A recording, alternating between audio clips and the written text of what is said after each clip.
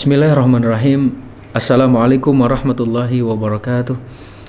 Alhamdulillahilladzi nahmaduhu wa nasta'inuhu wa nastaghfiruh wa na'udzu billahi min syururi anfusina wa min sayyiati a'malina. May yahdihillahu fala mudhillalah wa may yudlilhu fala hadiyalah.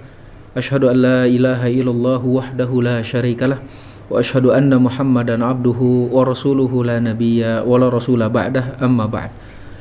Al-ikhwah hafizakumullah, kembali kita melanjutkan kajian tadabbur Al-Quran kita, masih pada surat An-Naba, di mana pada kesempatan yang sebelumnya kita sudah sampai kepada ayat yang ke-8, di mana Allah Subhanahu wa taala menjadikan manusia itu berpasang-pasangan.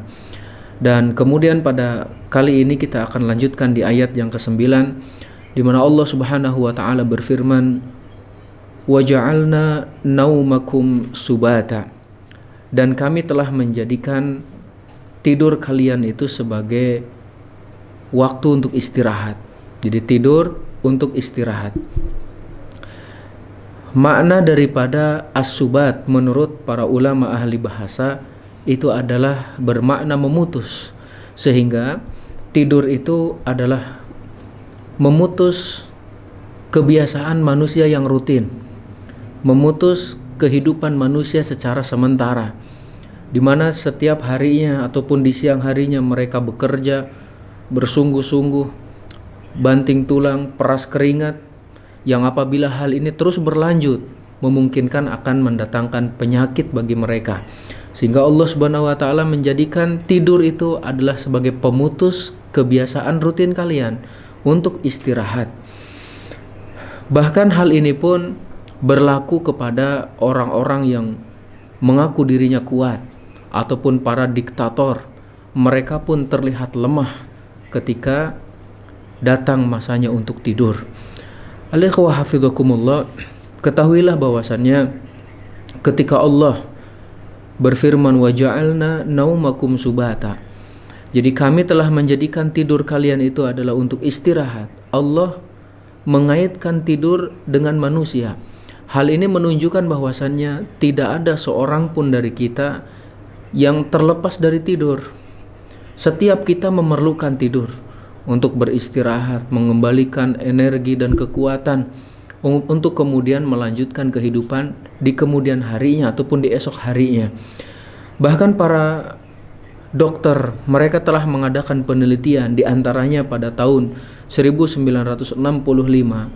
Mereka ingin mengetahui kira-kira berapa lamakah manusia bisa bertahan hidup tanpa tidur. Dan ternyata mereka menemukan rekor paling lama manusia bertahan tanpa tidur itu adalah dalam rentang waktu 11 hari. Jadi dalam artian 11 hari manusia tidak tidur sama sekali, menyebabkan dia akan meninggal dunia. Selanjutnya juga ikhwah azanillah wa iyyakum, bahwa tidur itu menghantarkan manusia menuju alam yang lain. Itu adalah alam mimpi, dan alam ini adalah terpisah dari alam nyata. Itu al-ikhwah jazakallah.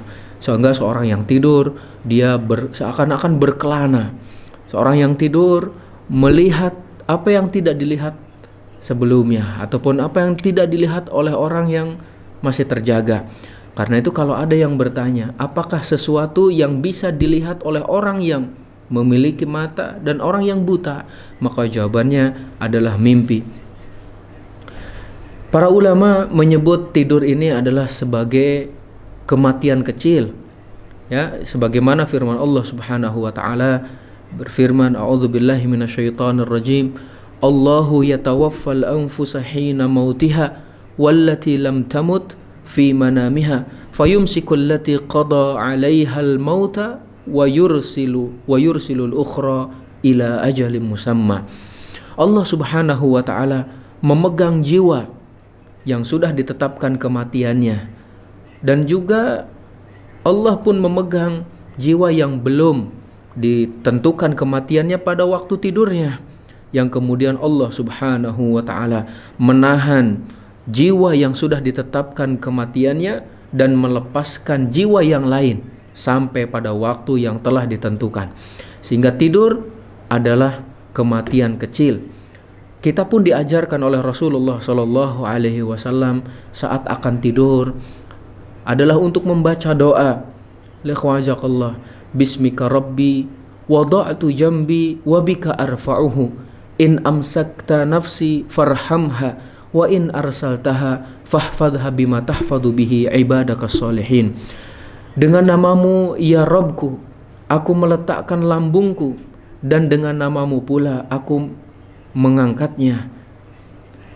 Apabila engkau memegang, menahan jiwaku, dalam arti mewafatkanku, maka rahmatilah aku, rahmatilah jiwaku tersebut.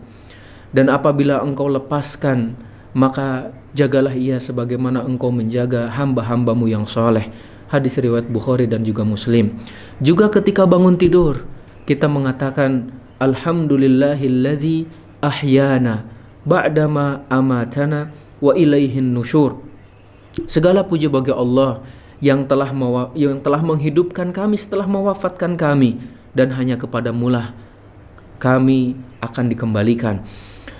Allah Subhanahu wa Ta'ala telah menjadikan tidur untuk istirahat, dan Rasul Shallallahu Alaihi Wasallam pun memberikan contoh kepada kita bahwasannya merupakan sunnah Rasul Shallallahu Alaihi Wasallam juga adalah tidur sesuai dengan apa-apa yang dicontohkan oleh beliau. Bahkan beliau tidak menginginkan ataupun tidak menghendaki ketika ada 3 orang sahabat datang kepada Ummul Mukminin bertanya tentang ibadah Rasul Shallallahu Alaihi Wasallam, sampai kemudian mereka merasa takjub dan mereka berjanji yang pertama akan senantiasa qiyamul lail, tidak akan pernah tidur.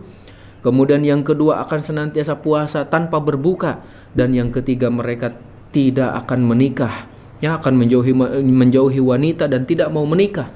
Ketika sampai berita ini kepada Rasul Shallallahu Alaihi Wasallam, maka Rasulullah pun menyatakan, Ama wallah, inni la akhsyakum lillahi wa atqakum lahu. Sesungguhnya aku demi Allah adalah orang yang paling takut kepada Allah dan juga paling bertakwa kepadanya. Lakinni asumu wa uftir wa usalli wa arqud wa atazawwajun nisa. Faman raghiba an sunnati falaysa minni. Akan tetapi aku ini berpuasa dan aku pun berbuka. Aku juga sholat, tapi aku juga tidur. Aku pun menikahi wanita. Maka siapa yang membenci sunnahku, maka dia bukan golonganku. Hadis riwayat Bukhari dan Muslim.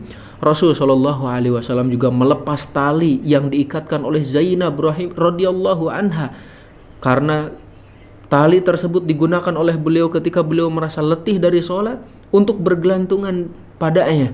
Maka Rasulullah SAW juga tidak menghendaki hal seperti itu. Hendaklah seseorang itu sholat ketika dia semangat, tapi kalau sudah letih maka hendaknya dia tidur, hendaknya dia istirahat. Naam alikhwa hafizakumullah.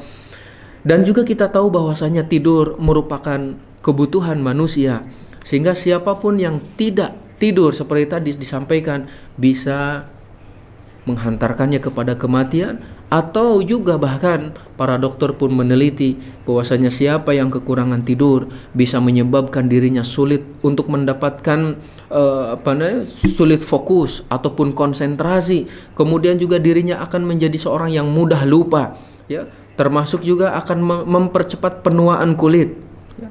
Ditambah juga ikhwajakallah, orang yang kurang tidur biasanya terkena depresi, kemudian juga pemarah, ya, dan berbagai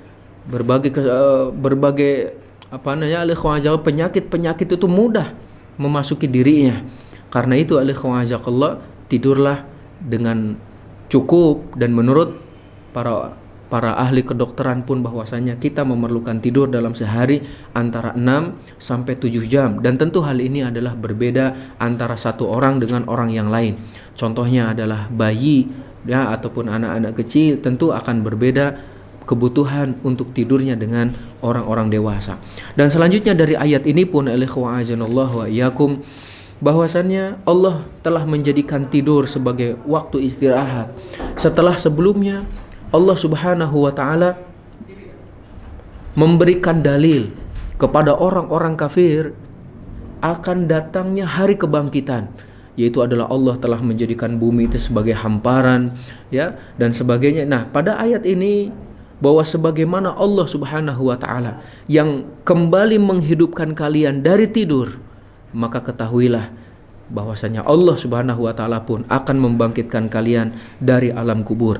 Bukti lainnya, Allah Subhanahu wa taala telah menidurkan Ashabul Kahfi 309 tahun lamanya, tapi Allah Maha Kuasa untuk kembali menghidupkan mereka, kembali membangunkan mereka.